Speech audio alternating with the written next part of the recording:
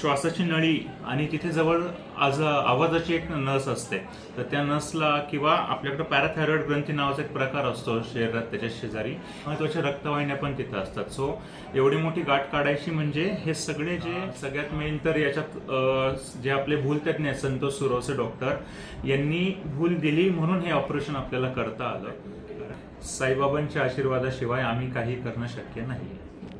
तब्बल 40 वर्ष गळ्यातील प्रचंड वाढलेली गाठ घेऊन जीवन जगणाऱ्या 70 वर्षीय आजीची जवळपास 700 ग्रॅम वजनाची आणि तब्बल 20 सेंटीमीटर आकाराची महाकाय थायरॉइड ग्रंथी शस्त्रक्रियेद्वारे यशस्वीपणे काढत अत्यंत आव्हानात्मक शस्त्रक्रिया डॉक्टर अजिंक्य बापूसाहेब पानगवाणे यांच्या नेतृत्वाखाली दिनांक 12 ऑगस्ट 2026 रोजी श्री साईबाबा हॉस्पिटल शिर्डी येथे पार पडली. सदर रुग्ण गेल्या जवळपास 40 वर्षापासून गळ्यातील या प्रचंड गाठीमुळे त्रस्त होती. कालांतराने ही गाठ एवढी मोठी झाली की तिने गळ्याचा बहुतांश भाग व्यापला होता. अनेक ठिकाणी शस्त्रक्रियेबाबत तिला योग्य प्रतिसाद मिळाला नाही. वाढते वय, गाठीचा प्रचंड आकार आणि श्वासनलिकेशी असलेला जवळचा संबंध यामुळे ही शस्त्रक्रिया अत्यंत आव्हानात्मक होती. तपासणीमध्ये दोन्ही बाजूंच्या थायरॉइड ग्रंथी मोठ्या प्रमाणात वाढलेल्या असून त्यामध्ये अनेक गाठी व कॅल्सिफिकेशन दिसून आले. महाकाय ग्रंथीने श्वसननलिकेला पूर्णपणे वेढले होते आणि श्वसननलिकेवर दोन्ही बाजूंनी दाब निर्माण झाला होता. अशा परिस्थितीत डॉक्टर अजिंक्य बापूसाहेब पानगवाणे यांनी हे आव्हान स्वीकारत शस्त्रक्रियेचे योग्य नियोजन केले. अत्यंत काळजीपूर्वक आणि नियोजनबद्ध पद्धतीने जवळपास 20 बाय 10 सेंटीमीटर आकाराची आणि अंदाजे 700 ग्रॅम वजनाची महाकाय थायरॉइड ग्रंथी 3 ते 4 तासांच्या शस्त्रक्रियेनंतर पूर्णपणे काढण्यात आली. या आव्हानात्मक शस्त्रक्रियेमध्ये भूलतज्ञ डॉक्टर संतोष सुरवसे यांनी महत्त्वपूर्ण भूमिका बजावली. शस्त्रक्रियेनंतर रुग्णाची प्रकृती समाधानकारक असून तिचा आवाज टिकून आहे. श्वासोच्छवास व्यवस्थित असून ती पुढील उपचार घेत आहे. या यशस्वी शस्त्रक्रियेमागे जनरल सर्जरी ऑपरेशन थिएटरची संपूर्ण टीमचेही महत्त्वपूर्ण योगदान राहिले. Nursing officer Sunita Erande, sister Jayashree Cholke, sister OT technician Balasaheb Dange, OT helper Gautam मोकळ यांनी शस्त्रक्रियेच्या काळात मोलाची भूमिका बजावली. तसेच रुग्णाच्या उपचार प्रक्रियेत आणि आवश्यक समन्वयामध्ये social worker Nagpure madam, Gadekar madam यांचे महत्त्वपूर्ण सहकार्य लाभले. या यशस्वी शस्त्रक्रियेबद्दल श्री साईबाबा संस्थानचे मुख्य कार्यकारी अधिकारी गोरक्ष गाडीलकर, वैद्यकीय संचालक प्रीतम वडगावे यांनी जनरल ओटी टीमचे अभिनंदन केले. 40 वर्षापासून गळ्यातील एवढी मोठी गाठ घेऊन जगणाऱ्या या महिलेच्या चेहऱ्यावर शस्त्रक्रियेनंतर दिसलेला आनंद हा डॉक्टर अजिंक्य पानगवाणे, डॉक्टर संतोष सुरवसे आणि संपूर्ण वैद्यकीय टीमसाठी अत्यंत समाधानाचा क्षण ठरला. ही केवळ एका मोठ्या गाठीची शस्त्रक्रिया नव्हती. ही 40 वर्ष त्रास सहन करणाऱ्या एका महिलेच्या आयुष्यात पुन्हा आत्मविश्वास आणि आनंद आणणारी शस्त्रक्रिया होती. 40 वर्ष गळ्यातील ओझे घेऊन जगलेल्या या आजीला आज मोकळा श्वास आणि तिचा आवाज सुरक्षित ठेवता आला. यापेक्षा मोठे समाधान डॉक्टरांसाठी दुसरे काय असू शकते. साईबाबांच्या कृपेने हे आव्हान यशस्वीपणे पूर्ण करता आले. या प्रसंगाची अधिक माहिती डॉक्टर अजिंक्य पानगवाणे यांनी दिली आहे. नमस्ते, मी डॉक्टर अजिंक्य बापूसाहेब पानगवाणे. मी श्री साईबाबा हॉस्पिटल येथे जनरल सर्जन म्हणून कार्यरत आहे.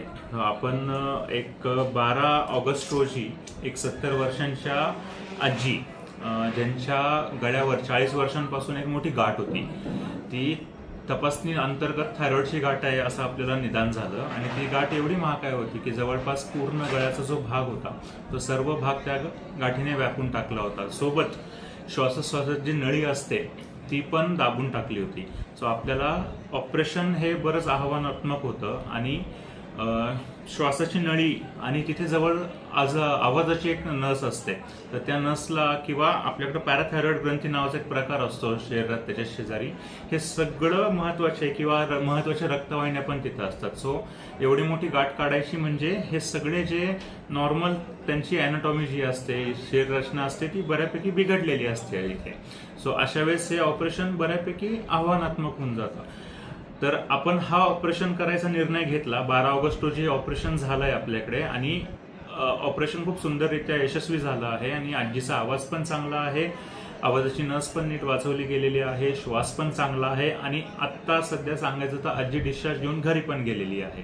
सो साईबाबांच्या कृपेने आणि साईबाबा हॉस्पिटलच्या जे सर्व स्टाफ आहेत जसं की सगळ्यात मेन तर याच्यात जे आपले भूलतज्ञ आहेत संतोष सुरवसे डॉक्टर यांनी भूल दिली म्हणून हे ऑपरेशन आपल्याला करता आलं. कारण ह्या ऑपरेशनमध्ये भूल देणं हे खूपच आव्हानात्मक गोष्ट होती. म्हणजे ते कसं द्यायचंय त्याचं प्लॅनिंग त्यांना करावं लागलं आधी आणि त्यानंतर हे सक्सेसफुली झालं.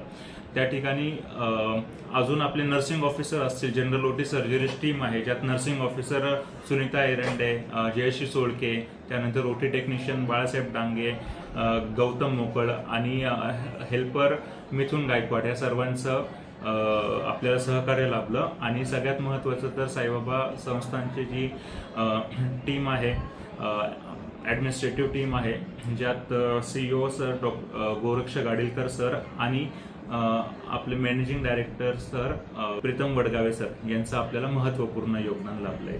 22 सेंटीमीटरची गाठ होती आणि जवळपास 700 ग्राम एवढं वजन होते.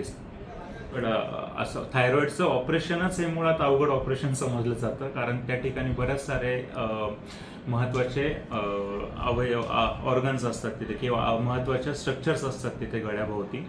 मेंदूचे रक्तवाहिनी वगैरे, मेंदूला पुरवठा करणारी रक्तवाहिनी वगैरे पण तिथून जात असते.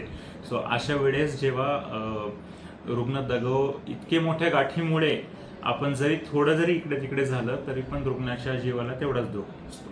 बाबांचा फोटो हा माझ्या ऑपरेशन थिएटरमध्ये असतो. बाबांचे डोळे असतात तिथे लावलेले आहेत समोर आणि कायम मला असं वाटतं की कुठेतरी बाबांची एक हात म्हणजे आपल्या हातामधून कोणीतरी करून घेतंय हा 100% मी याला काहीच दुमत नाहीये. आणि तसंच होतं दरवेळेस ऑपरेशन थिएटरमध्ये. कुठलीही सक्सेसफुल सर्जरी ही कोणाच तरी आशीर्वादामुळे होते. ती साईबाबांचा आशीर्वाद कायम आपल्या पाठीशी आहे, त्यामुळेच या गोष्टी होत आहेत. साईबाबांच्या आशीर्वादाशिवाय आम्ही काही करणं शक्य नाही. आणि पुन्हा एकदा मी संस्थांचे CEO गोरक्ष गाडेलकर सर, हॉस्पिटलचे MD doctor Pritam Wadgave sir व आपले सर्व सहकारी स्टाफ यांचा मी धन्यवाद देतो की त्यांच्या सहकार्यामुळे हे यशस्वी झाले.